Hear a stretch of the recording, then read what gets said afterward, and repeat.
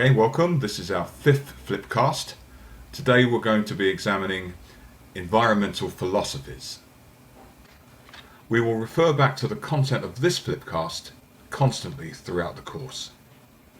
Environmental philosophies reflects a range of differing viewpoints, from deep ecologists to a kind of lunatic fringe of people who think environmental concerns are completely irrelevant. And this course isn't just environmental systems, it is environmental systems and societies. So as well as evaluating the scientific aspects of the issues, we also have to look at ethical and socio-political concerns. It says right at the beginning of the course that students' attention can be constantly drawn to their own relationship with the environment and the significance of choices and decisions that they will make in their own lives. I'm sure you will reflect on and establish your own environmental philosophy position.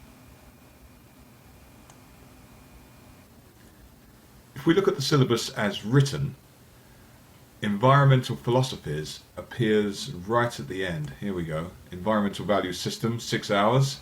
It's topic 7.1. But for obvious reasons, I like to teach it at the beginning of the course and keep revisiting it.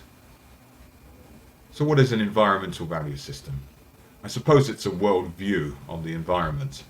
And we can actually take a systems approach to this.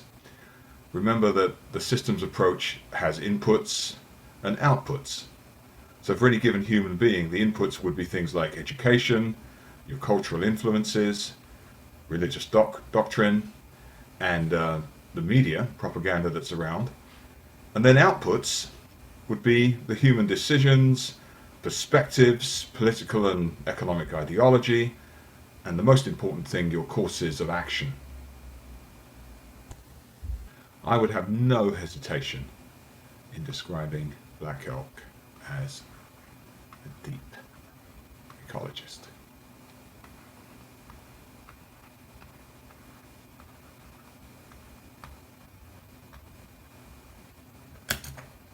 And here's a short video tribute to Black Elk.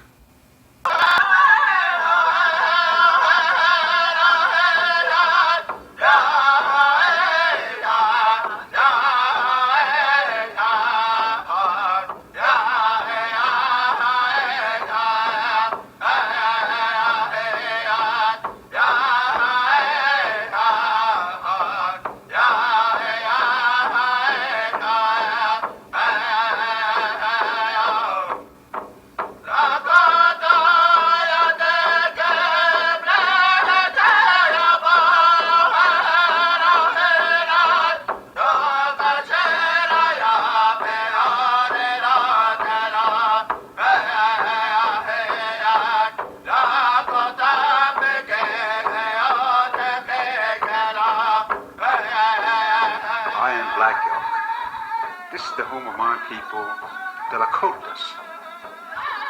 With the sky our father, with the earth our mother, we have come a long, long, long way. We live through the centuries, guided by the Great Spirit. Black Elk said, the sky is our father and the earth our mother. And let's contrast Black Elk's worldview with Michael Crichton, who wrote the novel State of Fear. This is the author that wrote Jurassic Park, so there's quite a lot of good science in his books. Michael Crichton is definitely a global warming skeptic.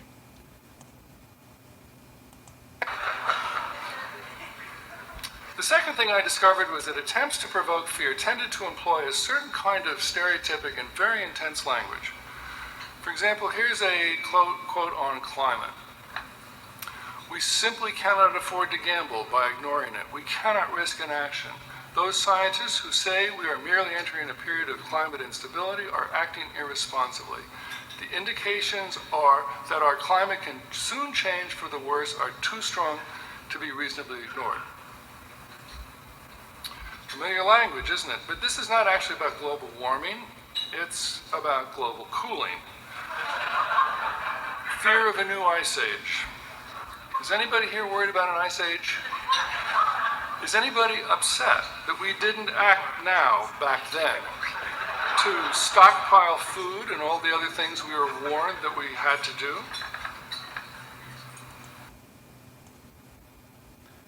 Well, assessment statement 712 on the IB syllabus says that we've got to outline the range of environmental philosophies with reference to figure 6. And they have 3 specific descriptions of environmental philosophies on a continuum.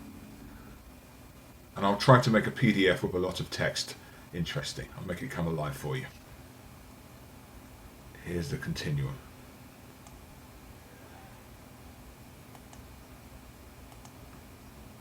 On the one side, on the left, we have ecocentrism.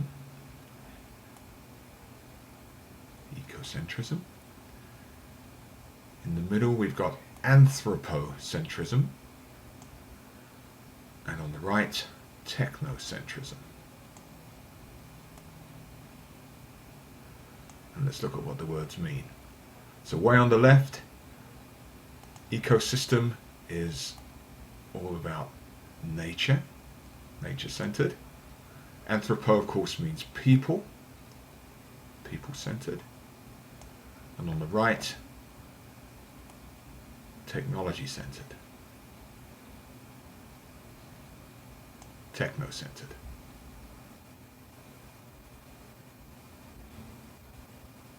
Try not to see these as 3 separate categories, but rather a continuous line.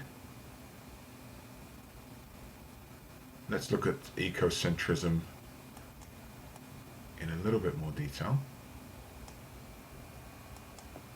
So we're talking here about a holistic worldview, minimally disturbing natural processes.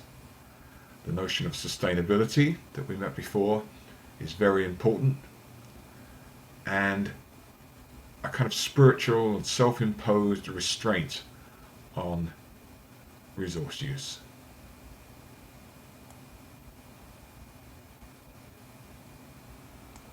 For the people-centered view, thinking in terms of environmental managers, that's the key phrase there. And politics are important, so the idea that there's big government, strong regulation by independent authorities. And then over to technocentrism. This is a kind of very optimistic view. The idea that technology can always keep pace with our needs and our problems. And a faith in science, the need to understand natural processes in order to control them. Controlling nature rather than being in harmony with nature, as we saw over here with ecocentrism. And implied here with technocentrism, often a sort of faith in the free market, the importance of market and economic growth is seen as a mantra. The IB have identified 4 characterizations. I'll show you them here. Here we can see deep ecologists, and then moving towards the center, self-reliance soft ecologists, and then environmental managers, moving towards a faith in government and technology,